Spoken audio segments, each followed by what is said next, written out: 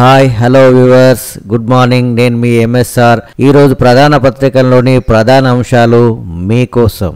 11 ఏళ్లుగా ప్రభుత్వంలో నారీ శక్తి, సాయుధ దళాలతో సహా అన్ని రంగాల్లో మహిళలు స్ఫూర్తి ప్రదాతలు. మహిళల అభివృద్ధి లక్ష్యంగా పనిచేస్తున్నాం. జన్ ధన్ ఖాతాల ద్వారా ఆర్థిక చేరిక వరకు వివిధ కార్యక్రమాలు.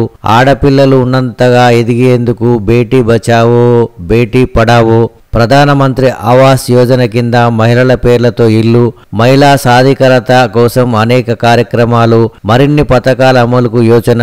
11 ఏళ్లలో ఎన్డీఏ ప్రభుత్వం సాధించిన విజయాలెన్నో. ఎక్స్ వేదిక ప్రధాని నరేంద్ర మోడీ. రాజ్ భవన్లో నూతన మంత్రుల ప్రమాణ స్వీకారం. 3 సామాజిక వర్గాలకు ప్రాధాన్యత. తెలంగాణలో మంత్రివర్గ విస్తరణ. నూతన మంత్రులు, డిప్యూటీ స్పీకర్ నియామకం. వెంకటస్వామి, అడ్లూరు లక్ష్మణ్, వాకిటి శ్రీహర్లకి మంత్రి పదవులు. శాసనసభ సభాపతిగా రామచంద్ర నాయక్ నియామకం.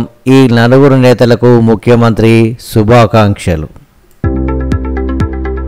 హైడ్రా సామాజిక కోణం. యువత భవితకు ప్రాధాన్యం.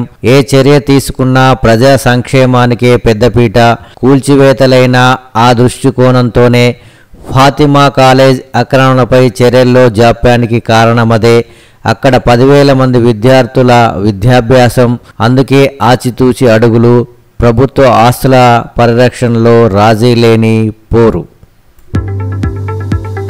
కాళేశ్వరం కమిషన్ విచారణకు నేడు హరీష్. సమగ్ర వివరాలతో వాదనలు వినిపించేందుకు సిద్ధం. కేసీఆర్ను రక్షించాల్సిన అవసరం నాకు లేదు.